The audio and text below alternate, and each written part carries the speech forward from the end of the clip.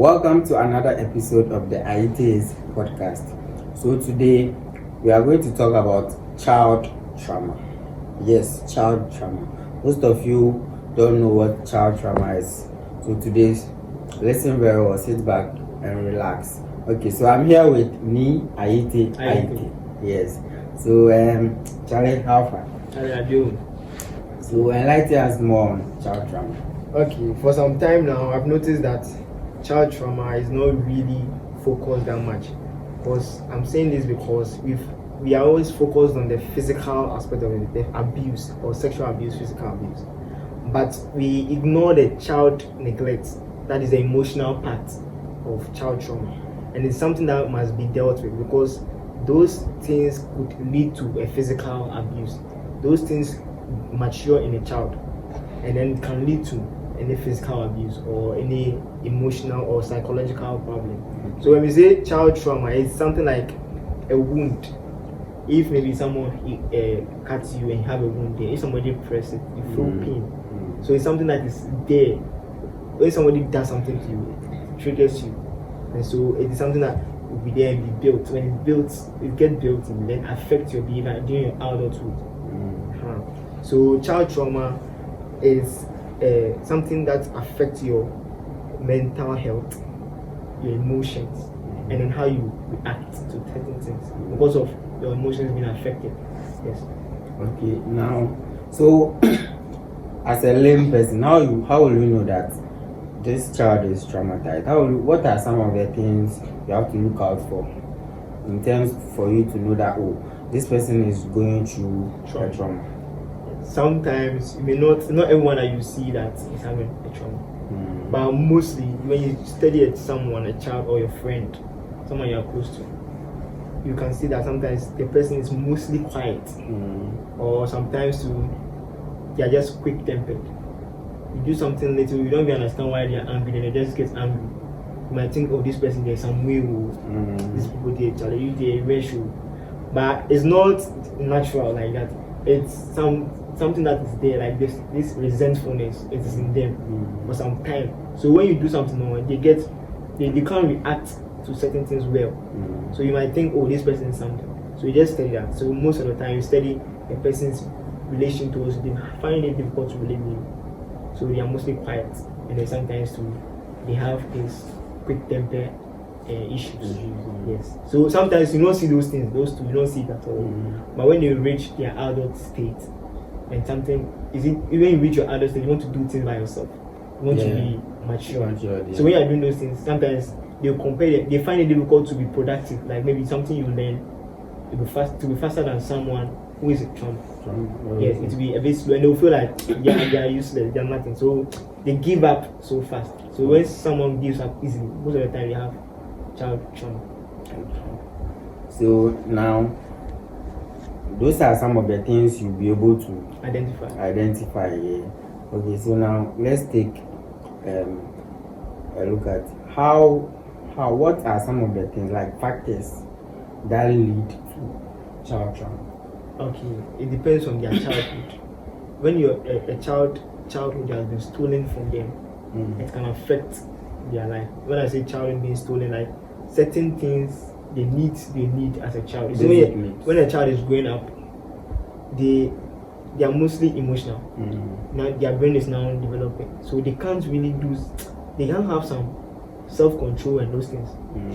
So sometimes you can carry a child, and just get near to a wall and hit the wall. The child will think that your head has hit, and you start crying. You see something like they are finding because they can't control their emotions. So they think so they just bring it out, their emotions. So during that time, they need some emotional consent from their children, from their parents. But when they don't get it that much, it can affect them. And also it's not just that emotional connection. Maybe in the house too, there's this broken home. When we say broken home, most of the time we think broken home is when a man and a woman are separate. But most of the time it's not only that, but sometimes they can be together and then they are having misunderstanding. All the time they are arguing. All the time and the child is there, sitting there watching. Can affect their emotion. When a child sees, especially when a child sees that a father is shouting at her mom, they feel it. more than the mom. More than the mom. They feel it. So on their friend, they feel sad, depressed. They will sometimes they'll go and hide somewhere when after they are watching. They go and hide. They sit down and they will feel lonely. They will be feeling depressed because they are building their loneliness. When you are alone, you are worried and alone. You feel depressed. You just get depression. Yeah. So that's how. So those are some of the so most of the factors that lead. Broken home. And then the environment too as well. Sometimes the family everything's good, but maybe the people around you, the peer, maybe peers. or maybe like not even the peers as per se, like maybe they are with their parents, but maybe their parents to go out, they are busy, and so maybe people around another maybe family member, that person maybe has some behavior can affect the child. Sometimes maybe everybody's in the house good, but maybe they allow the child to go out, and the environment there maybe. See certain things there can affect the child. Okay. Yeah. So, now let's talk about. You told me earlier that you had some personal experiences. Yeah, like this. I had a trauma. Yeah, trauma. You had trauma. Yeah, you were traumatized. Yes, and something I didn't really see it. Like because you were a child. Yes. While growing up, I noticed that. Okay. Take us. So, like during my JHS time, moving to SHS.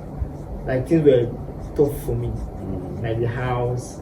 I didn't even think I would really make it to SHS. So things were kind of tough for me. So financial issues, and sometimes with this kind of emotional thing, it's not really there. And so when I moved to SHS, I was kind of quiet that much. I was not really engaging with people that much. Okay. Yes, if you see me, I was most of the times you. Abraham Otibu Biggie. But you don't really see me, even with the ladies, I don't really then they will say that you some way, you get quiet. They don't say among we the five, if you the good boy, but I put on you the say you the good boy. It's like because of how they see me, I was kind of quiet and I don't want problems for myself. So kind of peace, but the rest, but you the Biggie like this, he was active and so it's like they see some difference. So we see when I was in school, the females I was not really. It was like I was kind of close to Dora, and then later I even found out that she herself she was even into that trauma thing. I think that's why we even put us together. Yeah. So so it looks like we kind of understand ourselves. So sometimes when you have a trauma and you notice that people don't really understand you because of how your relation is. Yeah. And so you want to be feel peace. Yeah, they'll be like, yes. So you don't want to have problem with them. So that one too, because of that, it makes you feel lonely. Yeah. So when I was there, I was having these suicidal thoughts. Hey, I was worried. Like I was not. Most of the time you see me, I'm not smile. Yeah, but it's not like because I'm smiling, everything's okay. But why you think of suicide? Hey, Charlie, that's how trauma is. It can lead to most suicidal issues are from childhood, like things that they've gone through from their childhood.